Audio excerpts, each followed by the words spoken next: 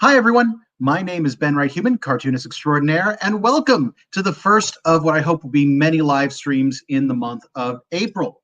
I am doing this as part of a Kickstarter that we have running right now, Less Than Secret, a cryptid comics anthology. There is a, which way? Over here. There we go. There's a QR code up in the upper right-hand corner of the screen, and will take you right to the Kickstarter. I will also reveal a little banner that should give you an idea. This is a tiny URL link that goes directly to the project, so you can also use that. All right, so today, normally I'd be doing cost pain or something like that, but I'm instead going to be working on assets for this Kickstarter, which is part of why I am bringing it up. And hopefully you guys will have some fun with this, because it's a little bit different, and I need to get in the habit of doing this kind of thing more often anyway. So there we go. Without further ado, we have... Oh, that's too small. There we go. That's what I was looking for. And I will get rid of that little banner. So this is going to be one of the book plates that we are offering people. And I'm going to theme mine around the cryptid that I chose for my submission to the anthology, the Chupacabra. So let's create that.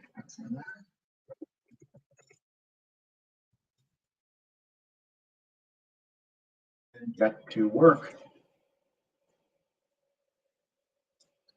I imagine a lot of you have seen a ton of posts from me lately, way more than you usually get. And that is because you go into full sales mode when you are working on a Kickstarter. It's just part of the game, something that you can't avoid. There's also the factor that it's a massive adrenaline rush getting a project like this to finally reach the point where it can start. The idea I had, let's get basic outline stuff.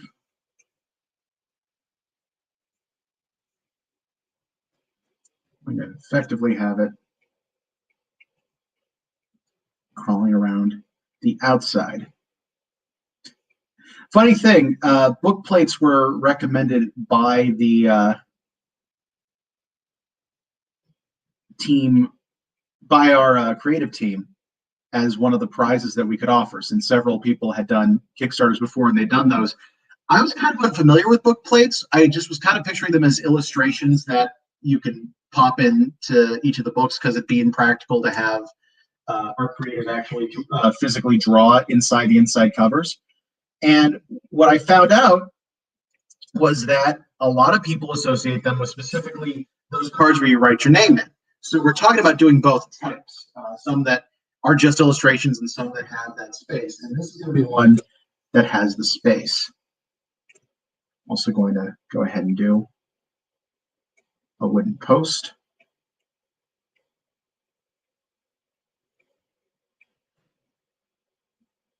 So if you have never worked on a Kickstarter before,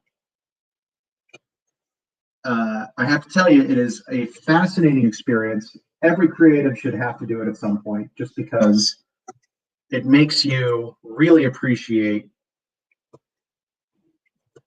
the marketing side of things, which nobody really wants to do. I was explaining to someone just yesterday, actually, that one of the weird things you kind of have to come to terms with as a freelancer is, as much as you are selling your own product, the real brand is you.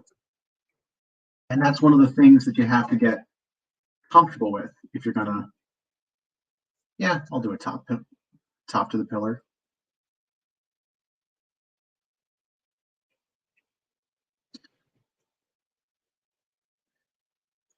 And it's also interesting working with other people's product, because it's a lot more comfortable selling someone else's work than selling your own.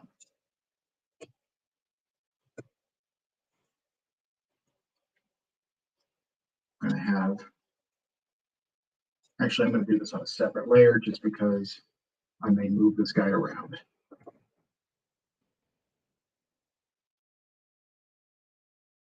It's a lot more comfortable selling someone else's product than your own because it always feels a little conceited to try and sell your own product. Let's have the tail wrap around.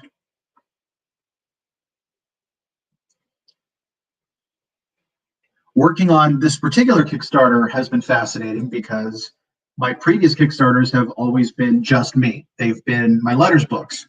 And while there isn't a Kickstarter for it, a lot of my other marketing has been for Cost Pain. And both of these are products that I am doing on my own. And it's fascinating because this is my first time really being involved in a project like an anthology where you have a bunch of creators all participating. And let's have them look directly at the camera, mouth open.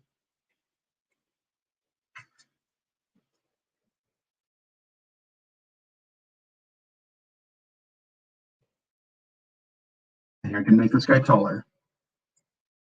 So with that, I'm going to also move all this in from the edge a little bit. This is going to be 3.5 inches by 5 inches, which means that a lot of this is going to print fairly small.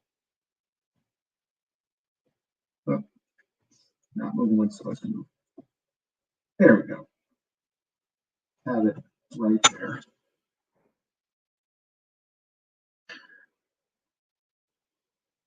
But yeah, it's interesting because I've never been in a situation where other people are dealing with the same manic energy that I am during a Kickstarter. Because the entire first day and the lead up to that day, just building and building and building and all this energy. And when it finally kind of snaps, you are, it feels like an absolute runner's high. And what's been interesting is we have a Discord channel for our group, and everybody is talking in it and going through the exact same thing.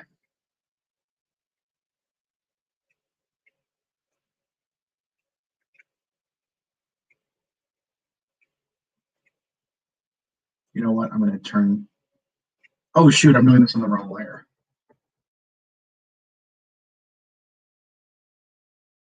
Let's turn both of you down to 50%. Now we're going to be refining.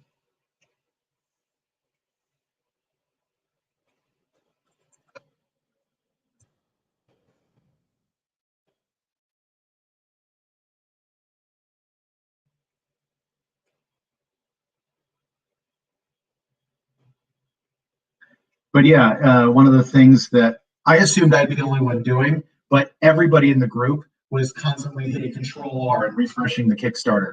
By the way, I am actively not looking at the Kickstarter while I'm working on this live stream. So if anything crazy happens, like, feel free to let me know. But otherwise, this is kind of a break for me from constantly refreshing the page.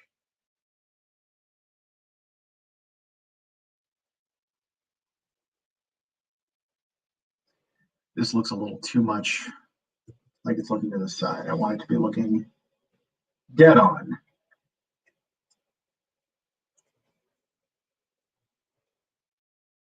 Part of it is that one eye is bigger. I'm gonna fix that.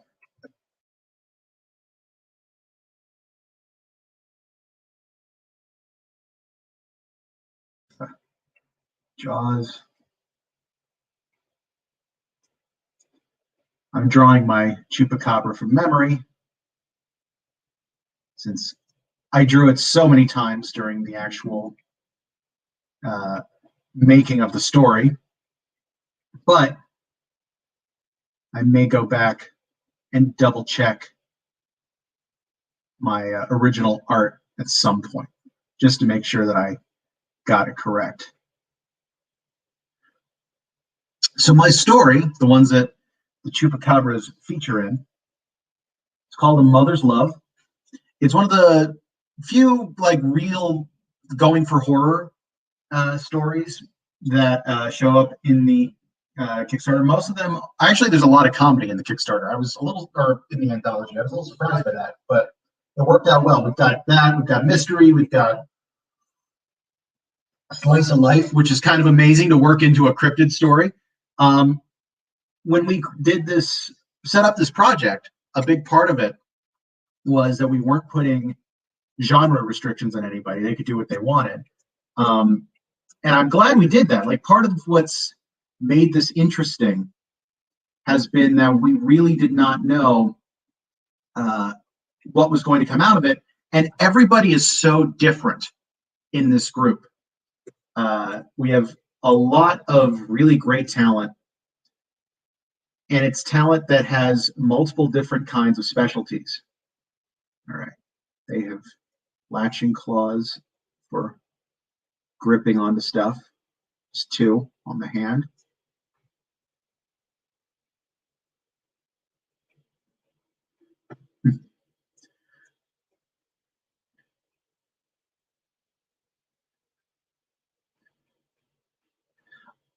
My story is also a little different because it's kind of, well, I guess anything with a cryptid is arguably fantasy, but it has elements of like sword and sorcery style fantasy because I was basing it on a setting that I'm designing for Dungeons and Dragons. It's a fantasy Western setting. So I kind of did the a classic survival on the prairie story, but rather than have, for your pack of wild animals, I use chupacabras. It's the first it's one of the first really big projects I've done since finishing the second Letters book. Separate from Cost Pain, like it was nice to stretch some different muscles than what I had been stretching before. Let's have this, make this look a little bit more like a. Do I want to have those lines? Nah, screw it.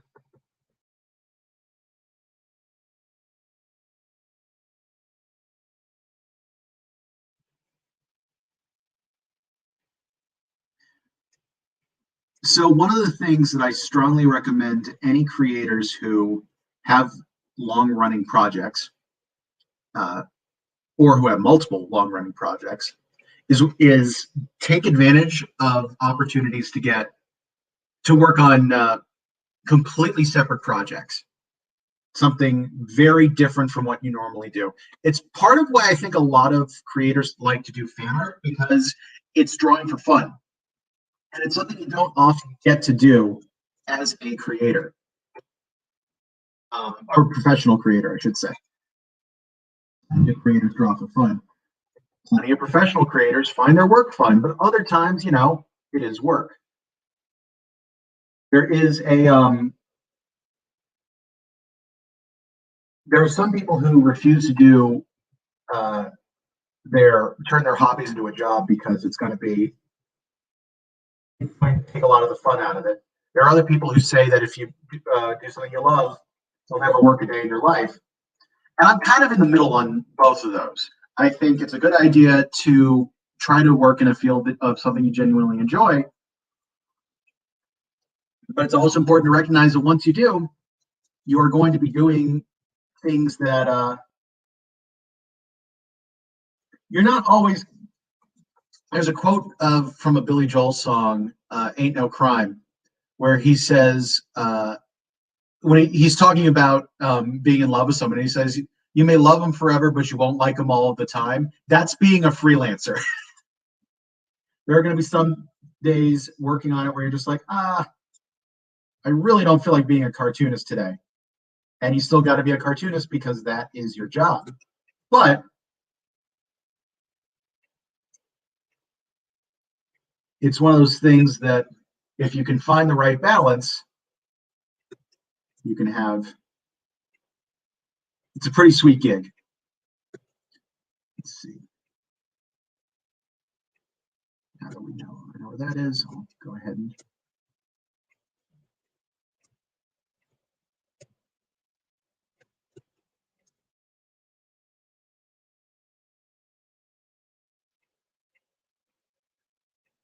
so an interesting problem actually did come up with working on the story for this.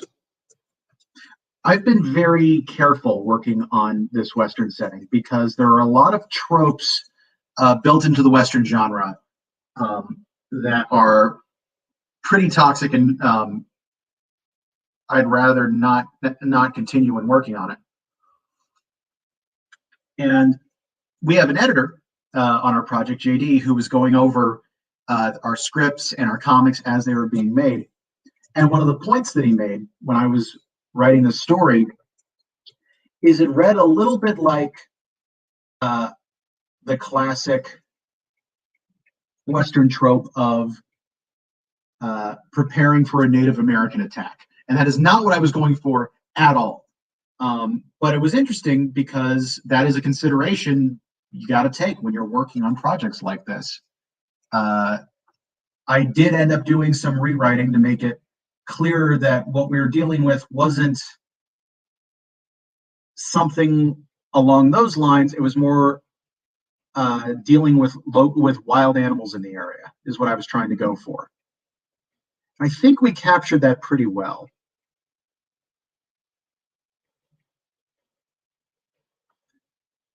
By the way, if someone gives you feedback like that on a project, by the way, this is one of my general rules for feedback. You don't always have to end up following the feedback, but you should always listen to feedback and give it serious consideration. Sometimes that consideration can be very quick if you know that the advice you're getting is not great. Like sometimes you do have that knowledge, but in general, if someone suggests something to you, it's worth at least hearing out. And at the end of the day, it's your call, it's your project, whether or not you actually implement it.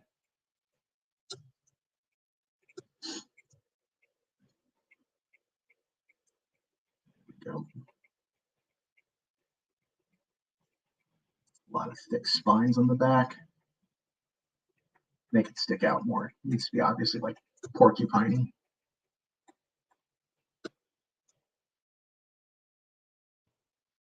At the fine looking chupacabra. Do another. I'm going to go ahead and save. By the way, you'll note that I have a bunch of other pages here. My guess is this illustration is not going to take that long, so I'm actually planning on doing multiples and see if we can get more than one during this stream.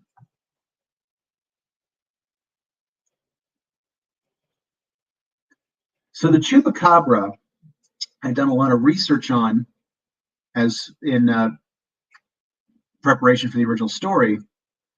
And part of what makes them interesting to me is they get weirdly combined in the different stories of what they look like. I believe that it originated in Puerto Rico. And the basic design, some people say looks like a dog, some people say it looks like a large lizard. So I kind of tried to combine those two elements. There's also kind of a fun thing. I'll actually go back to the other one to show this because you won't be able to see it on this. Chupacabra literally means goat sucker because there would be cases of or the cases where they would be reported would involve livestock that have been killed by 3 puncture marks in the neck and they've been drained of blood. So one of the things I did, I was designing the teeth. I kind of gave it snake-like teeth, like the idea is the fangs could retract when the mouth was closed and that would pop out. But you have 2 teeth on top that are like this The two teeth on the bottom are very close together so that they would make a single puncture mark if they were to bite anything.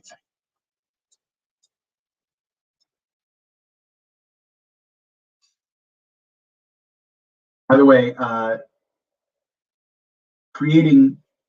making monster designs is incredibly fun. I should have the neck arch a little more. Go for that type of shape. For the torso, we're going to make the shoulder blades go up. The shoulder blades, I tended to think kind of cats. If you ever watch cats walk, they have really strongly developed muscles right about there. And so when they walk, it almost looks like their shoulders are hunched.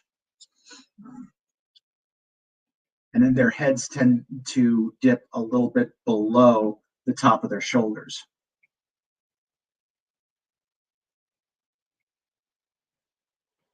I imagine these things, if they were just to walk on hard ground, you'd hear them clicking a lot. Like if they were walking across a wooden surface or stone, you would just hear a lot of from their claws. There we go.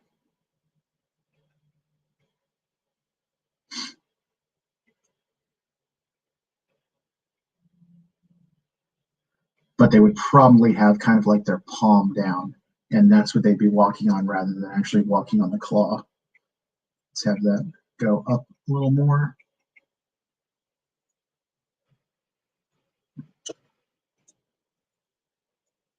Let's see, they would use contra body movement, so foreleg would be more forward.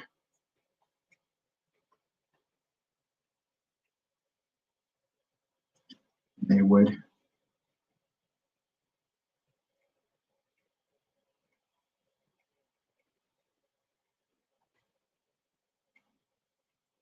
have the claw up a little bit like a raptor. So I thought about doing a traditional demo today because I'm offering a commission on the Kickstarter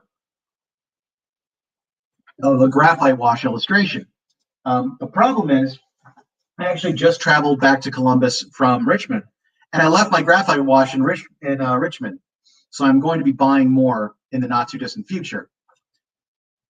And hopefully one of the future live streams, I will be able to demo that a little bit so people can know what they'd be buying. This, however, will also be something that you will be able to get, assuming that what I'm drawing right now doesn't end up completely sucking. Let's see.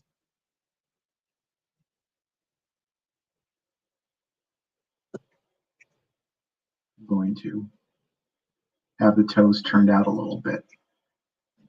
It can cross into this bleed area a little bit. That's fine. Let's have it.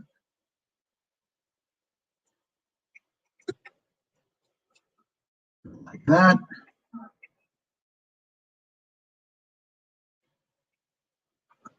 And now the spines. Oh, that's too far forward.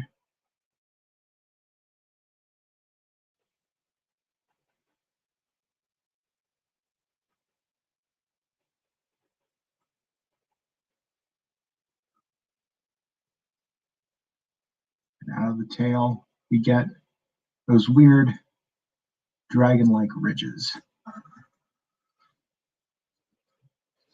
And with that, I think we're going to have a pretty handsome book plate. Let's see, that would, let me get it roughly the size, see what it's going to look like. That's smaller than it would be. That's an inch one. Yeah, it's roughly the actual size it's going to be.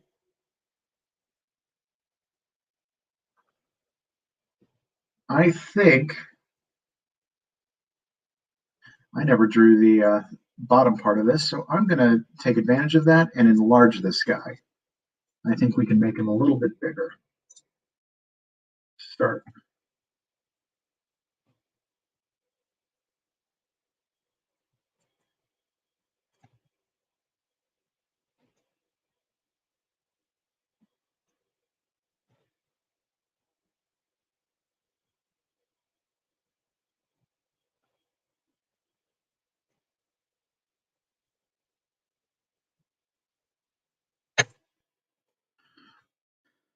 Get some more spines on the back.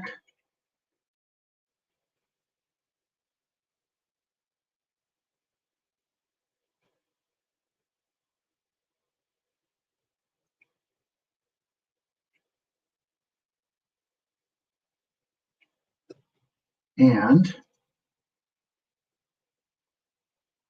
let's have a little roof line go through here. Put it a little bit higher.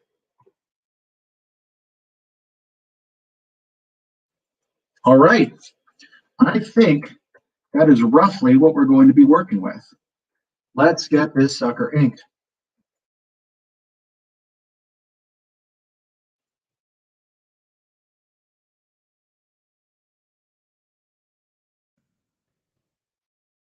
Let me fix that. Nope. I can type, I promise. There we go.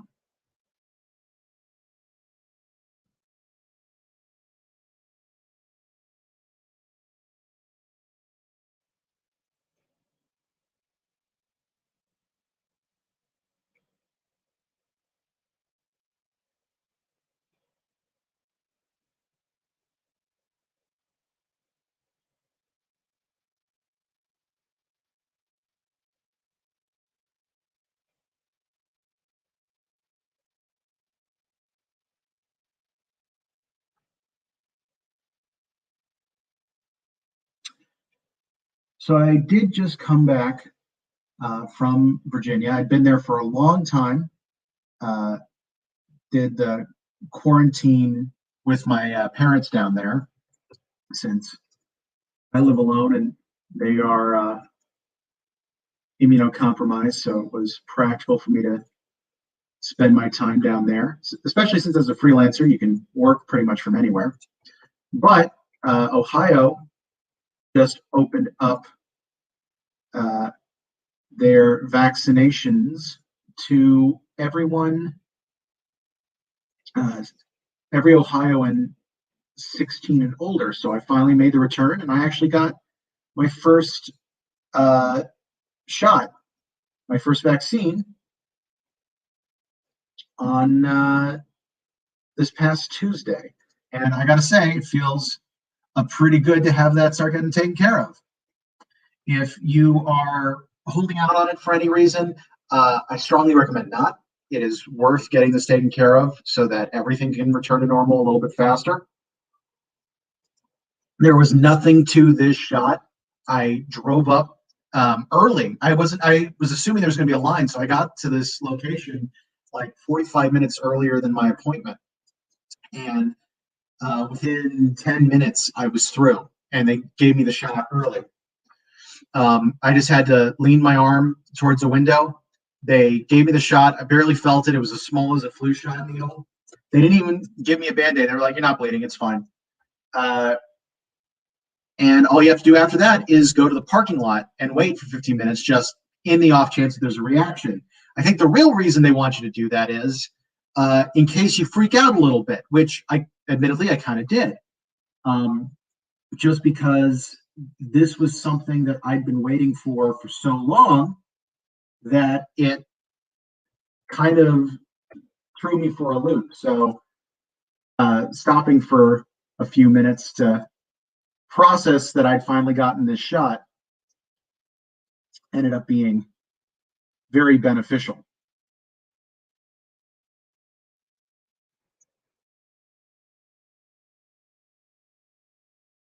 I'm excited because all my friends are working on getting the shot, and I'm hoping everything will start to finally open back up again.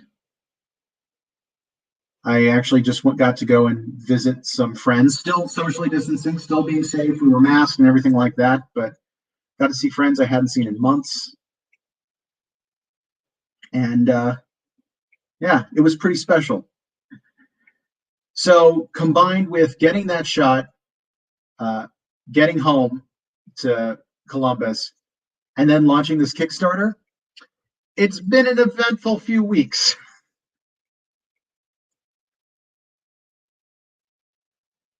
It was interesting because when I was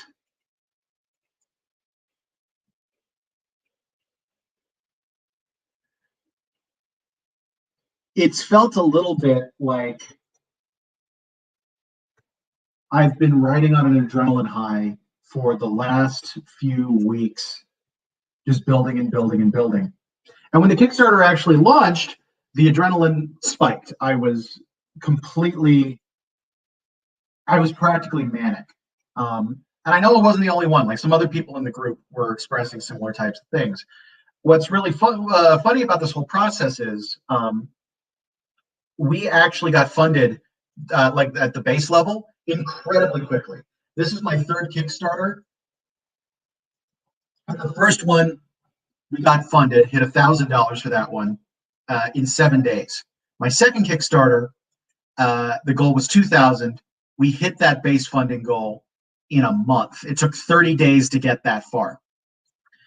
We did $1,500 for this, which is actually the absolute base amount we do this Kickstarter for. And we hit that goal in 5 hours, which first off felt incredible. Like, it really felt like we'd accomplished something amazing with that.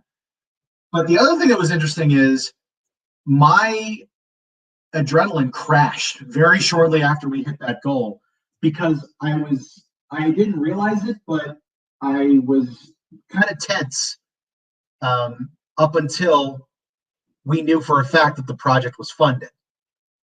And that is, I should have seen it coming, because that's what's happened every other time. If you make, up until you make goal, you're just waiting to see when it's going to fail. Like, in your head, that's what's happening. And when you make goal that quickly, even though it was pretty obvious we were going to make goal pretty quickly because the numbers started jumping very fast, it can be kind of nerve-wracking. By the way, I do see that a couple people are watching. I am using a system that is streaming across multiple platforms and will show me the chat. So if you have anything to say, just let me know. But with this particular project, like getting to base funding that quickly, like, I instantly relaxed. That night, actually, I was feeling the effects of an adrenaline high and just had to kind of come down from it.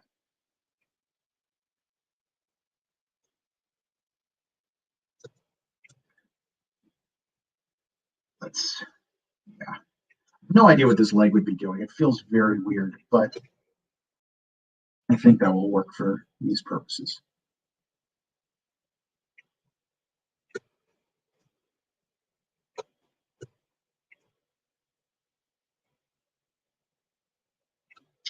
So even though we have made our base funding, one of the things that we're doing are stretch goals. So we're not done with the shilling or anything like that. It's not just like, oh, yay, we got funded, time to pack it in and just do that. One of the big things about this Kickstarter is we're using it to pay our contributors. That's a big part of why I'm so invested in continuing this, because I want to be able to pay people more. So the basic page rate we are offering, that by hitting the base goal we've guaranteed our contributors are going to get, is $10 a page.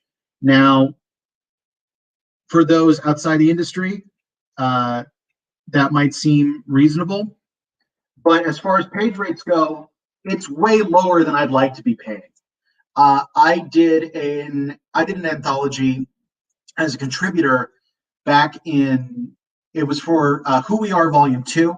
I don't have a link for that handy, but if you look that up, it's through Green Mountain Support Services. They're the ones who are releasing it. And that was 20 pages. And I think they paid me, and I was just the artist. I wasn't the writer. For those 20 pages, I think they paid me $100 a page, which is much more reasonable of a page rate.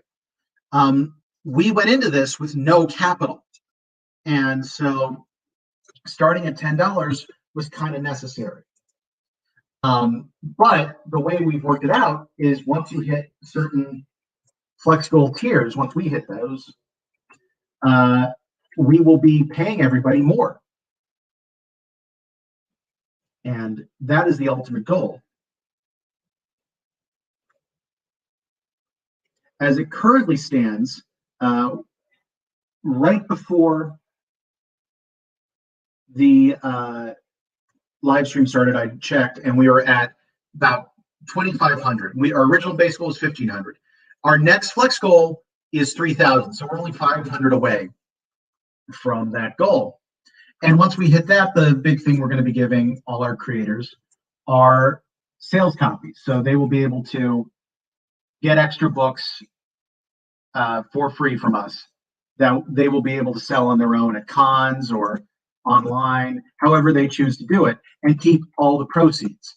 Now, this is a big part of how indie cartoonists traditionally make money. And part of the bare minimum 1,500 amount that we did, part of how we were able to do that is we were not going to distribute sales copies to people unless they bought them from us. They'd be able to buy them a lot cheaper, but that was the only way we were going to be able to hit that amount. In addition to that, we were operating with almost no buffer. And Rainer and I, the two organizers, basically weren't getting our page rates. We were not getting paid unless we got a little bit farther along in this. And that's part of why we felt comfortable saying, yeah, you won't get sales copies because we are going to need to sell those copies to make money back. If there was anything that went wrong with the Kickstarter, we'd have been paying the buffer out. We might have been paying some of the buffer out of pocket. Thankfully, it doesn't look like that's going to be happening now. The Kickstarter's been going very well, but that's sort of what we were preparing for. And once we hit 3,000, all of our contributors are going to get those sales copies they'll be able to sell on their own. After that, we are going to keep doing stretch goals. Basically, every $1,000 we raise after 3,000, we'll be able to print 50 more copies of the book to cover it, or do whatever we end up needing to do to make the exact math work out. I'm giving rough estimates. And we will be able to pay our creators $5 a page more, which for each of our creative teams, that's an extra $60.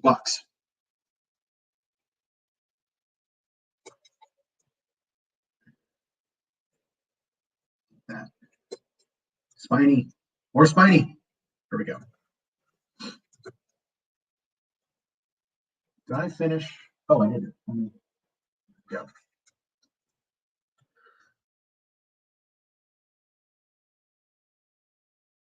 I'd done the math on what we could afford to do, and that increased by 1,000, pay everyone $5 more, print more books, $5 a page more. That math is good up through 10,000, which if we could hit 10,000, that would be absolutely amazing. I would have almost discounted it before as kind of a pipe dream, but we made 1,500 in 5 hours. Like, obviously, we're not going to be keeping up that rate. It slows down after the first major marketing push and then picks up again a little bit towards the end. That's sort of what I'm expecting, but at the very least, through the $10,000 tier, the math works, and if it goes higher, we'll double check. I imagine it will. At that point, we'll also be able to, we may be able to actually print using lithograph or offset printing services. Now, for people who did not specialize in printing, what that means, I don't like that tone. For small batches of a book or comic, you tend to go with digital printing, which is sort of what you might picture from smaller scale printing. Like they basically are using industrial versions of the machines you see at Office Max, like really good quality, but it's just printing using toner and getting everything out, which is great for making cheap copies quickly. Then the next step up is offset printing or lithograph printing, which is actually using the giant printing presses, the way you might see at a newspaper, where they actually make physical plates for every single page and are constantly running it through a machine and pressing down and applying the ink that way. And that service tends to be somewhat expensive because you have to have those plates made. Once those plates are made, the cost for each individual unit drops dramatically. So all of a sudden, if you're going to be buying huge volumes, say we end up being able to make 1,000 copies of the book off this Kickstarter, which would be crazy. Like, it doesn't seem likely, but if we did that, then about the 500 book mark is where the printer we use starts using offset printing. And the price will start to absolutely plummet the more copies we get, because the basic cost of making 500 and 1,000 is not nearly the same as it would be for digital printing. I hope that makes sense. I don't know if I'm explaining it well. Basic thing is, if we're able to make this Kickstarter huge, we can actually save a ton of money on our individual copies, and that would be absolutely crazy. For people just joining us, by the way, I am talking about the Kickstarter for Less Than Secret, a cryptid comic anthology. There is a QR code in the upper right-hand corner that'll link you directly to the campaign. You will also find it in the comments, and you can just go to the link that I just put at the bottom of the screen. I'm actually going to leave that up there for a while because it's not taking up that much space. I'm going to get rid of this line because we're going to have all spines there. I am currently making a book plate. That is one of the add-ons on our Kickstarter tier.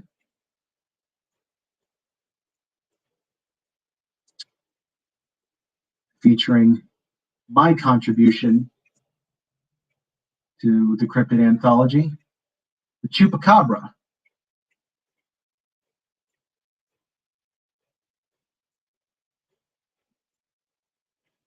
Bunch of spines on the back. So one of the more unusual descriptions of the Chupacabra was tracked to a one person who reported seeing one, and it looked exactly like the alien from Species. Which, it's funny because I don't know how that one report somehow managed to get a fair amount of notoriety, but it did. Sorry. It's kind of fascinating because there are so many different descriptions. Some are consistent. That one, just completely out there.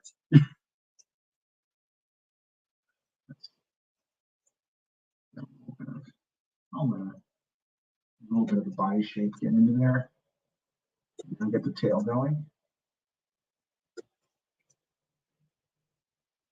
So I can do a swoop.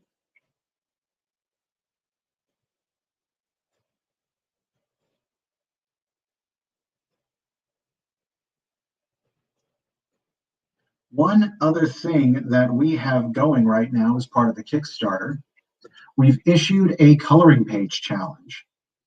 One of our artists, Angela Boyle, has created a piece of art featuring their cryptid, the Elwitritsk. I may have said that wrong. It's a German cryptid, basically a chicken with antlers and multiple legs. And created sort of a mandala. And the idea is, if we can get 20 artists to do coloring to color the pages and post it on social media with the hashtag less than secret, then they will we'll actually release a desktop background. To give you an idea what it looks like this is mine. I decided to do watercolor. Did this one last night. That's the original art. You can find the uncolored version on social media or on the, you know what? You were seeing that from my tiny screen. Let me make it big.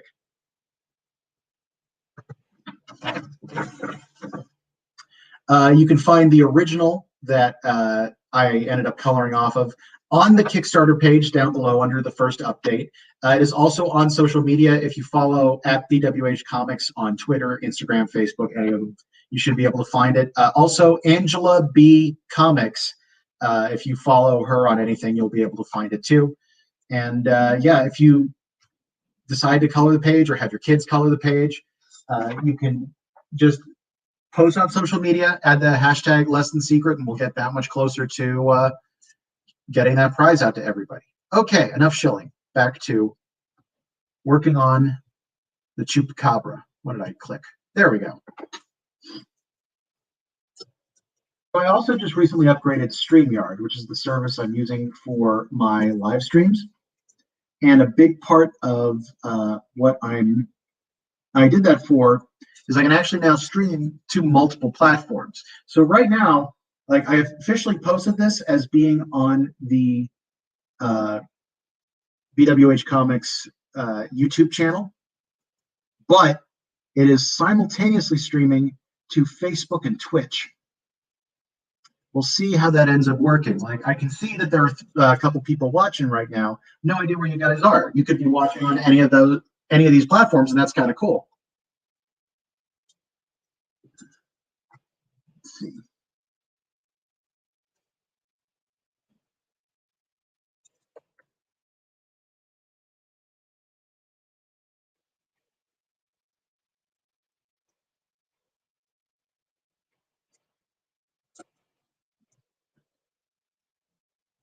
A little hesitant on this leg, but I have no idea how else it would work for this particular illustration.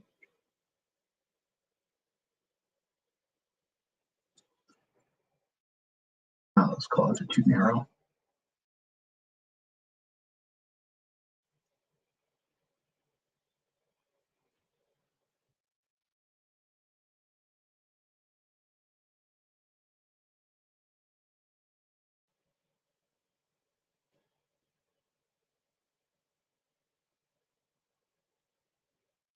I really don't like that leg. Let me.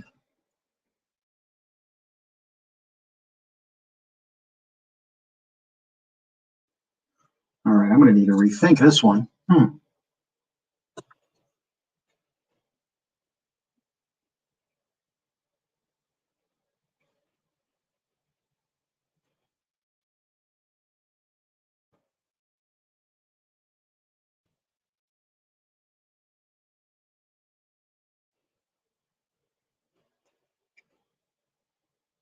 Maybe I screw up contra body movement. Is that going to look better?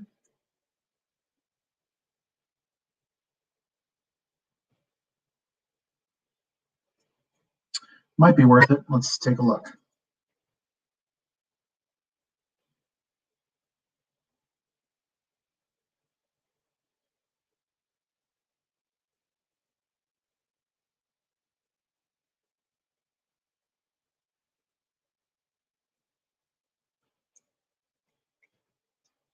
Let's have it a little bit lower.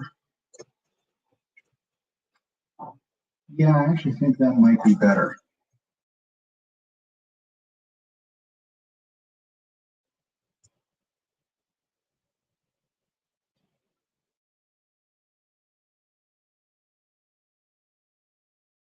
I think I'm slightly bigger, I think.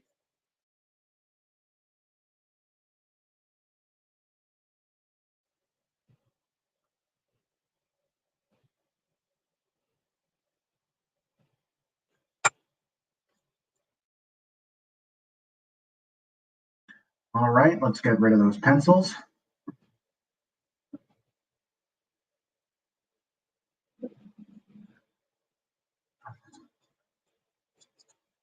I want to change that tail angle a little bit.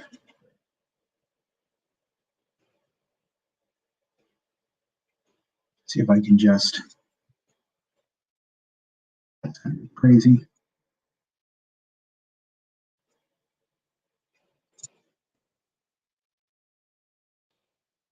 Try. All right.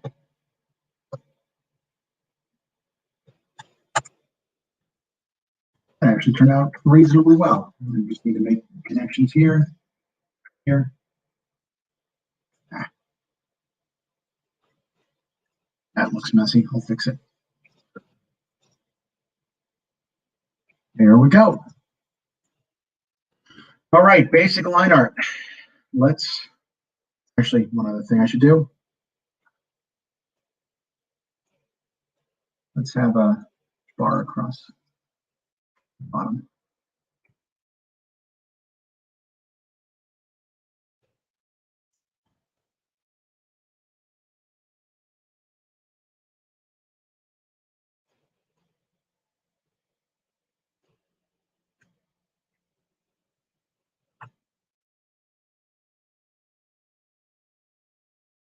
Maybe, whoa, what just happened there?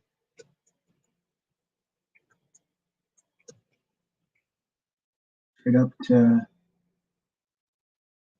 there. What's that gonna do? Oh, right, I can't erase from there.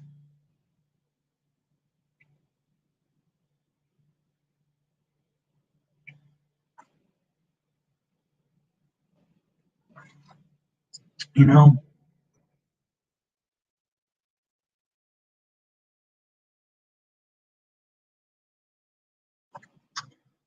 let's just erase, erase, erase, erase. All right, that'll be the basic framework for what we do from here. Now to do some shading. So how do I want to shade this?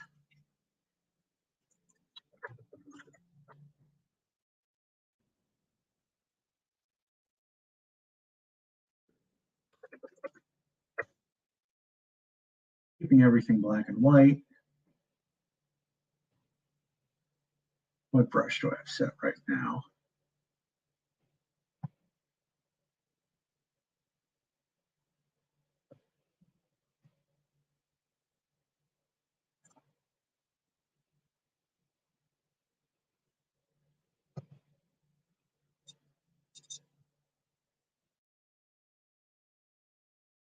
Okay, that'll be perfect.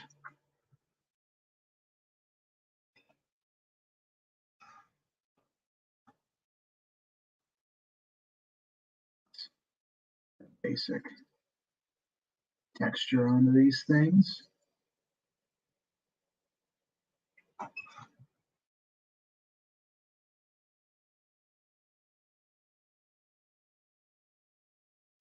In addition to coloring page challenges like the one I just plugged with Angela, we're going to be doing a Draw It in Your Style challenge where we're going to release an illustration and people are going to attempt to draw it in their style. Same rules, post on social media, there'll be a prize.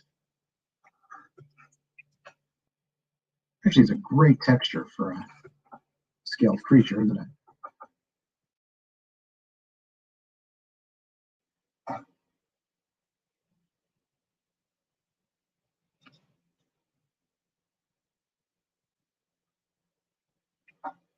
Oh,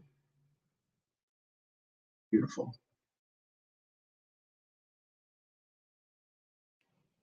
I actually was thinking that might be one of the things I worked on today, like designing one of them.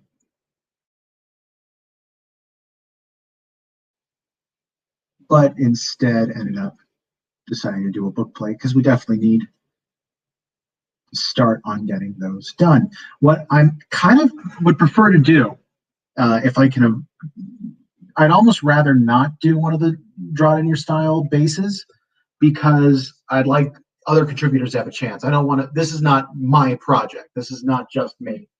Um, I end up doing a lot because I'm one of the main people running it, and I have some publishing and Kickstarter experience, just so I end up doing. Also, I'm kind of a control freak. Like it's been a bit of a thing I've been trying to pull back, but I end up doing a lot. But I also don't want to just make everybody promote me. I'd rather other people contribute and we get the chance to promote them because honestly, it helps all of us. So my guess is I won't be creating a draw in your style challenge or a coloring page because I'd rather that we get a chance to showcase some of the other people involved in the project.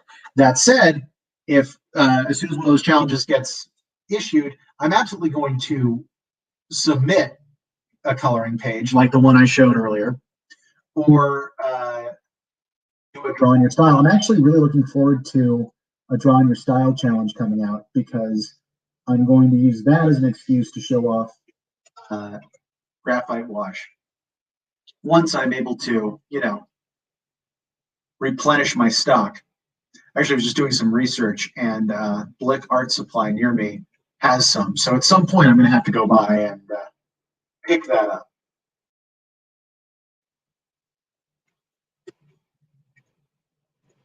Random personal shilling thing I do want to throw out there. I mentioned this on social media earlier. I was honestly a little hesitant to bring it up because of the controversies around this company.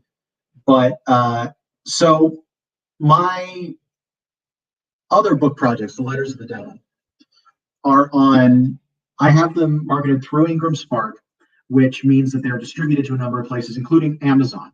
Amazon is actually a pretty big place where I end up getting sold. And I was going over the information, and they currently are doing a sale on my books. It is not they have the books discounted to the point where the second book is actually cheaper than I can buy copies for. And one of the things that I debated a lot about whether I wanted to promote this because a lot of people really don't like Amazon and have good reason not to like Amazon. But there are also a lot of people dealing with money hardship who are fans of indie comics. And I can't afford to match this price right now. So I feel like if you want to take advantage of this, like no guilt from me, I get paid the same, even though it is heavily discounted. And if you wanted to check out my books, that would be an opportunity. If you also did not want to support Amazon, completely get it. Like I said, it actually took me a while to come around enough to say, yeah, I'll mention my books being ridiculously on sale.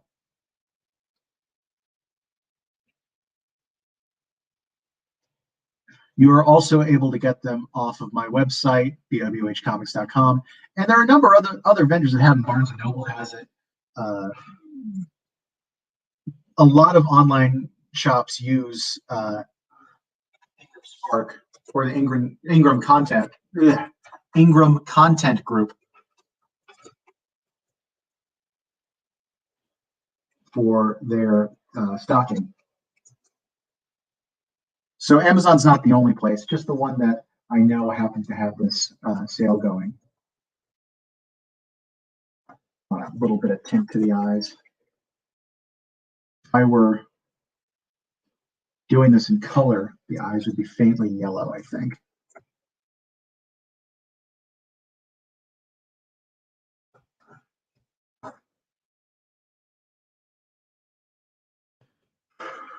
Okay, what else do I need to color? I need to figure out, underbelly is going to be lighter, so I think just a gentle touch.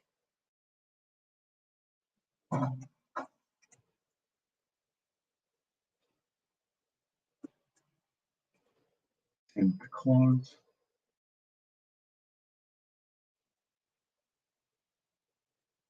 And spines in the back.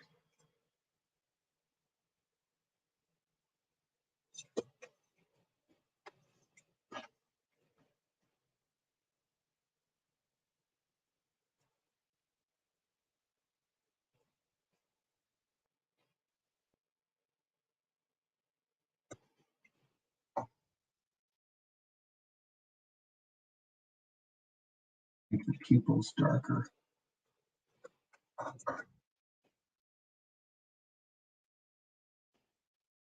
I'm gonna keep it small and just do this like I'm adding more spines. But do it a lot. Want this to be dark.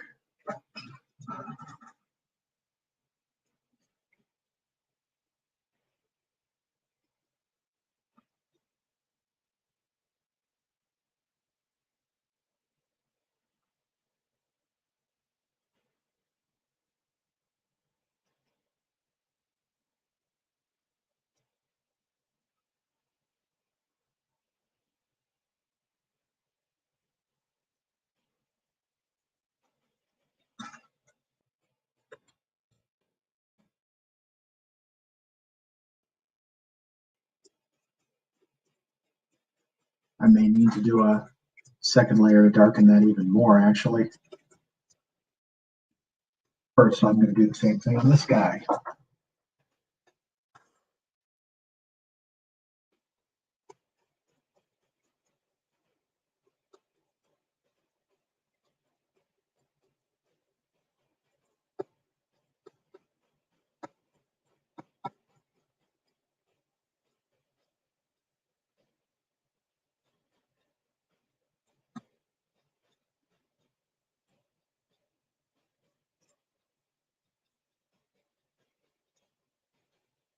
It's really therapeutic doing these spines. There's a lot of dashes and no thinking. Some of the best parts of being a cartoonist come from not thinking. Getting into kind of a zen spot where you're just making lines. Let's do this as a multiply layer.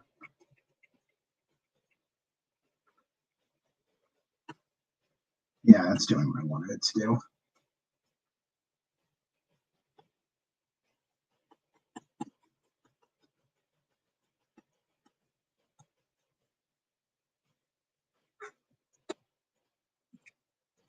Get back over here, some of them.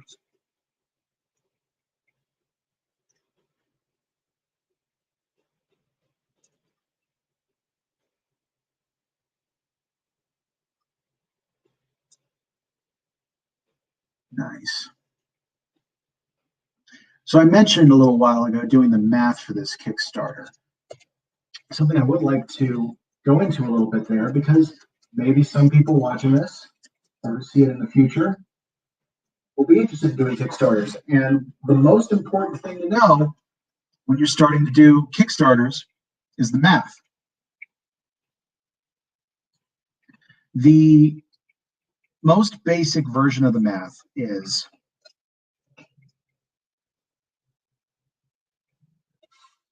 a couple tips for what you want to think about when you're coming up with how much this project's going to cost. Number one, always do your quotes based on the worst case scenario. Figure out which of your tiers is actually going to mean you're spending the most money.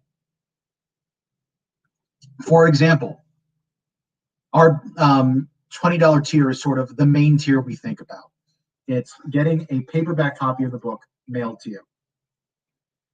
And we have to calculate what the cost is going to be, how many books we're going to need to print, how much the shipping is going to cost. All of these we're rounding up a little bit because we have to assume that something's going to go wrong or that we're going to miscalculate and we want a little buffer. And on top of that, we need to figure out how many, if people only bought this book, how many will we need to sell in order to make enough to cover everything else?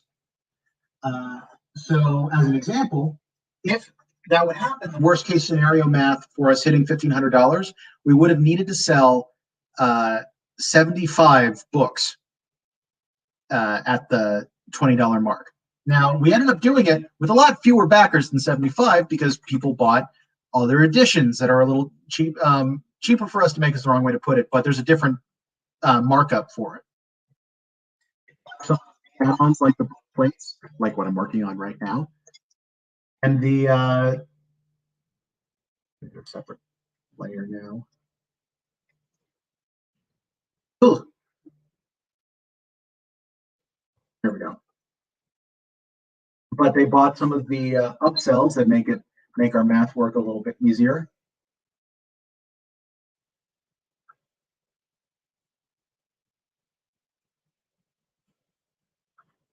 That.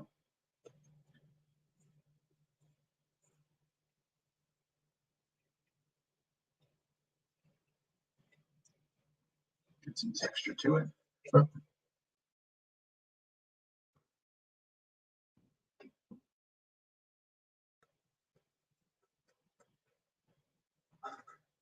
yeah, doing that kind of math is one of the first things you need to do when you do a Kickstarter. The good news is, if you did it correctly, then in most cases, you're not going to hit the worst case scenario. But if you do hit the worst case scenario, you need to make sure you're still going to be able to pay to do whatever it is you say you're going to do. Next thing to think about when you're planning out a Kickstarter is keep in mind that you are going to owe taxes and a few other fees. Kickstarter and the payment fees, on average, comes out to about 10% of however much money you earn. For the 1,500, if we'd only made 1,500, that would have meant, why did I pick a number like that? Let's say it was 1,000, because it's easier to explain. Let's say it was 1,000, then $150 of that would go to Kickstarter and to handling the fees. I'm dumb. 10% would go to Kickstarter and fees. Then there's taxes on top of that. We allowed 5% additional for taxes. That's why I said the 150. That's what I was thinking of. Because we basically marked up 15% to make sure that that amount was covered. Most people I talk to recommend 25. We did 15. It's a little risky. In my experience, that is a little closer to what it ends up. It's been for me. That might change this time, but the good news is that's taken care of with something else. The next point I want to bring up, buffers. Buffers are something you want every time you do Kickstarter. You want to be able to say, in addition to all the other math we've done, there's a few $100 of leeway. Because odds are somewhere you're going to screw up the math, or something is going to change that you did not foresee. Shipping is one place where people very often screw up the calculations.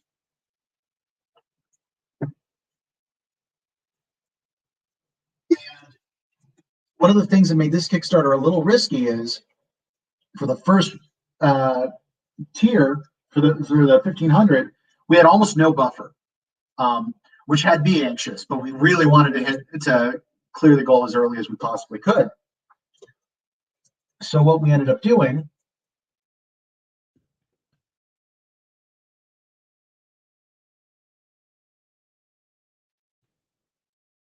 is, like, my co-organizer Rainer and I basically agreed that if something happened, we were prepared to put forward money as the buffer. Thankfully, it doesn't look like that's going to have to happen. We're actually at the point where we have a built-in buffer. It's pretty exciting. I'm going to set this to multiply because I want this to get a lot darker. Let's have it.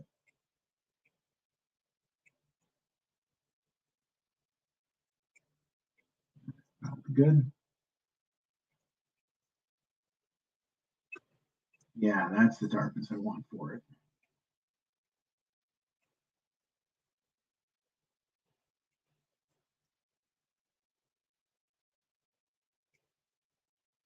Now it's feeling a little more alive.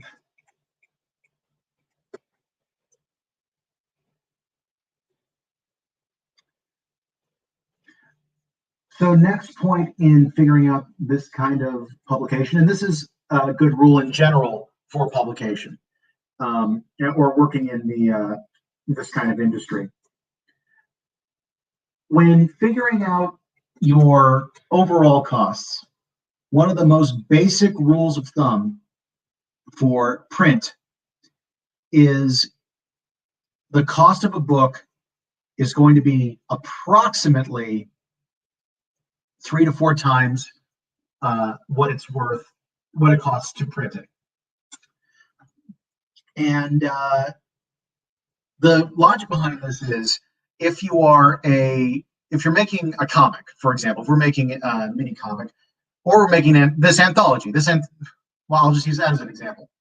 So when we sell this book, if we were to sell it directly, we're selling it for 3 to 4 times what it would actually cost to make. So yes, we're getting a decent markup on there, but we also want to be able to sell it to bookstores or to online retailers. And there you have to sell it at wholesale. Wholesale is usually 50 to 55% off the retail cost of the book, which means that by making it the retail cost 3 to 4 times what it costs to actually print it, you can still make a profit even if you sell it to a wholesaler. So that's the logic behind that. Make this guy's shadow.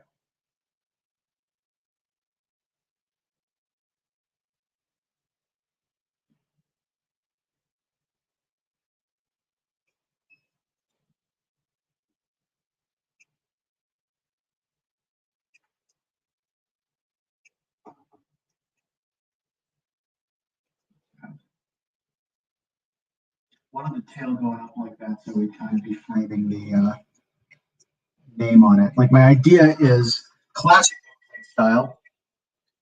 The name can go right in this blank space. I'm probably going to do some around the edge shading as well. Thinking about making these guys drool. Would that be too nasty?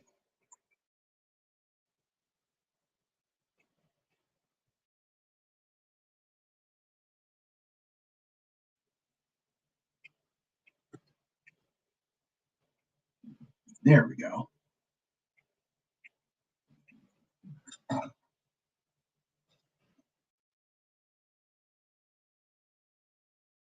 Exciting.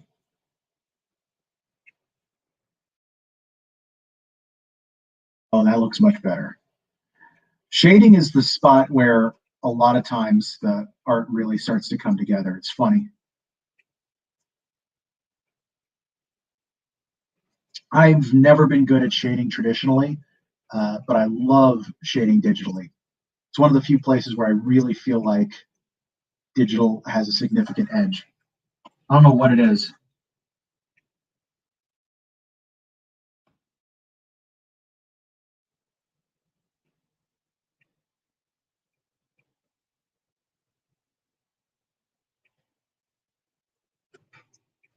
I think it just looks absolutely gorgeous when you do it this way.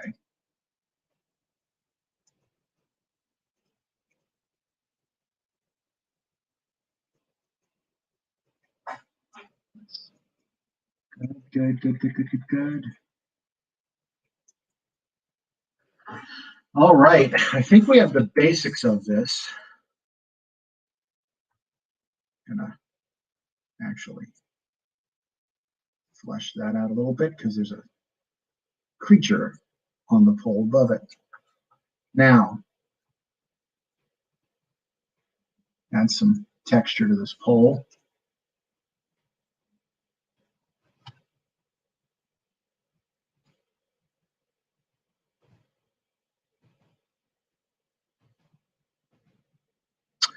This might look a little strange, but I want to try something.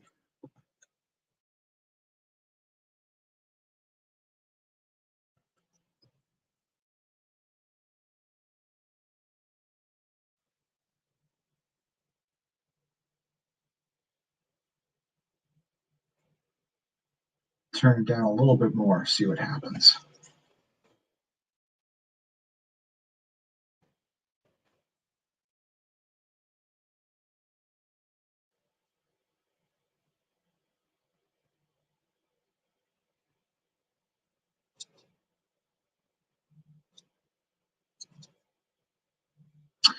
Huh. I think I like it better like that. All right, let's keep it there. Bring it down a little, though. Seemed like an interesting idea. I'm going to take definitely do that. Save.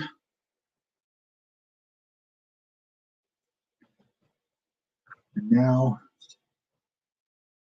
big to move you all the way down beneath everything.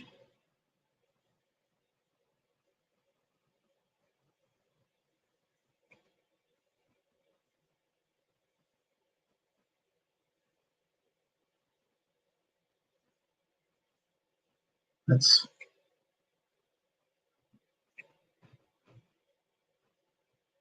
turn you to 50.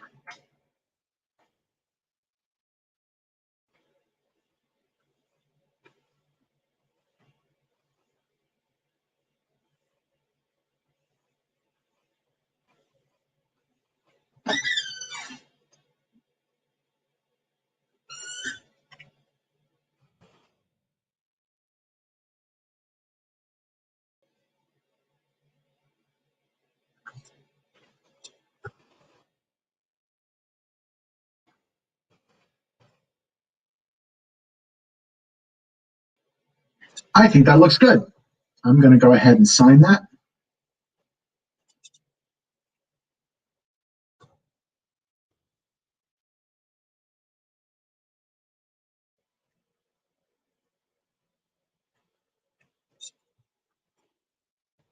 And voila, we have my first book plate.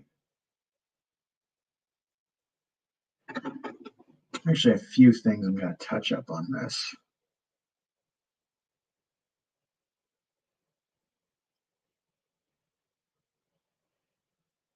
See how this ends up looking. Wait, what? Oh no, I wanted to be down here.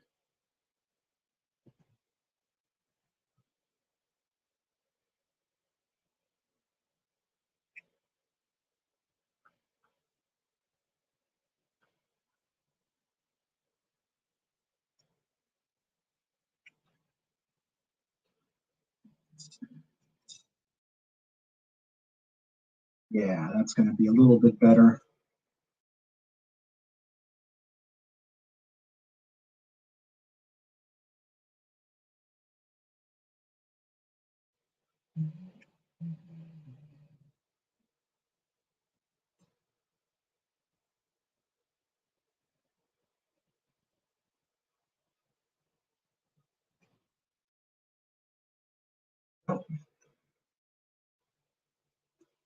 Yeah, I want these guys to pop a little bit more. Let me.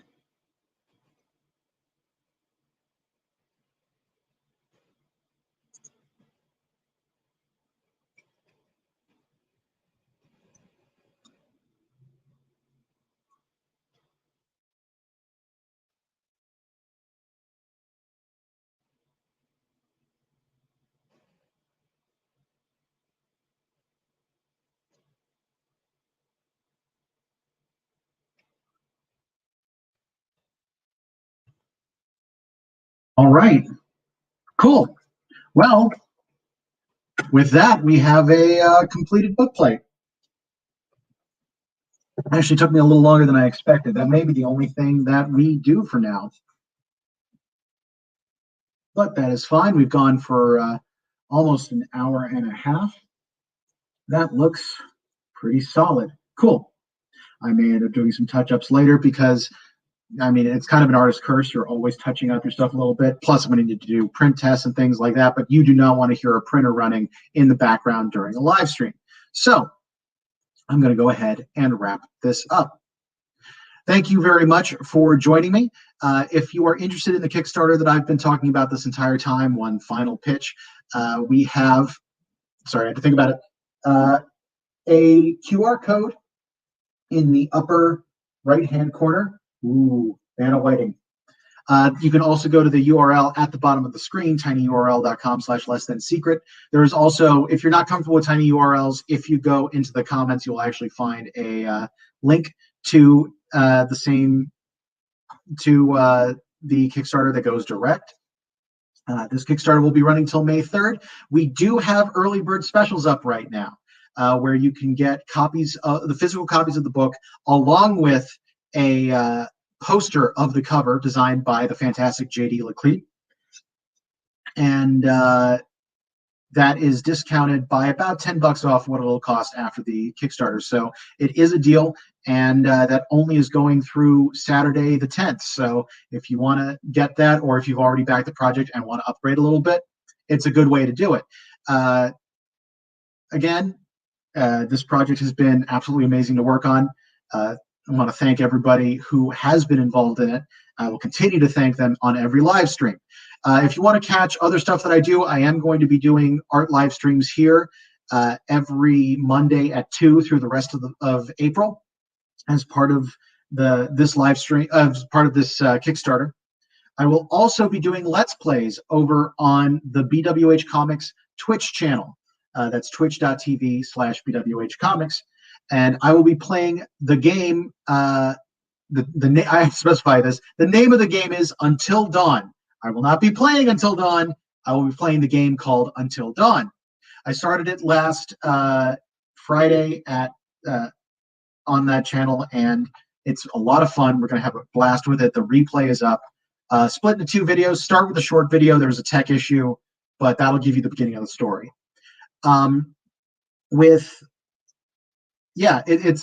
It's been absolutely incredible doing this, and I really hope that this gets me more into regularly live streaming. Like, I was doing it for a while, fell out. I want this to be my excuse to get back into it. So until next time, rock on, guys, and never stop drawing.